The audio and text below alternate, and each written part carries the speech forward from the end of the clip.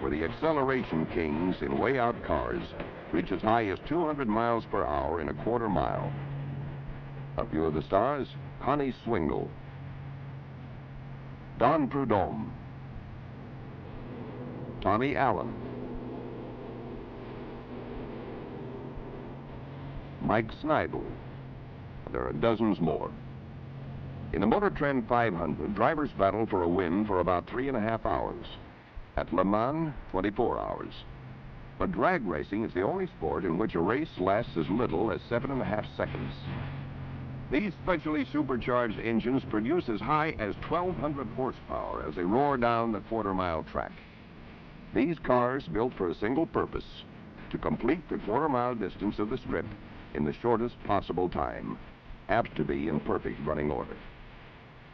It's dependability that counts.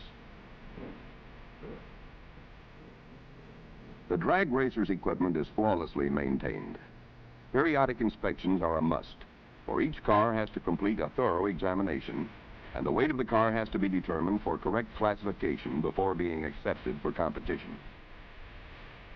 The participants in drag racing are safety conscious. Here's ace handler Danny Ungaias putting on his fireproof driver's suit before making a run. Then the fireproof face mask. His helmet. And gloves for complete protection in case of trouble at speed.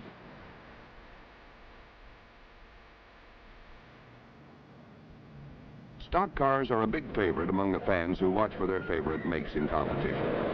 Everyone likes the so-called funny cars, which are factory experimental models incorporating performance equipment not always found on our conventional sedans, but being tested, often by the manufacturer, for possible future use, such as a version of the 427 cubic inch Ford engine available today, a super performing mill originally introduced for racing.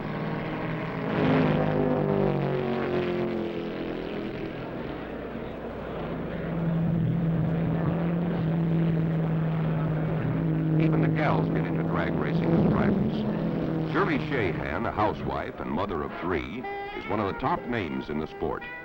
She's a consistent winner who beat her male competitors for top stock eliminator at the Winternationals, all to the approval of a cheering crowd. The Husky dragsters feed on a mixture of high-energy fuels instead of the standard gasolines we use in our passenger cars. They race in a round-robin tournament until all but one, the champion, is eliminated. Over 200 miles per hour is common in drag racing, and it takes a parachute to stop this breed of roaring speedsters.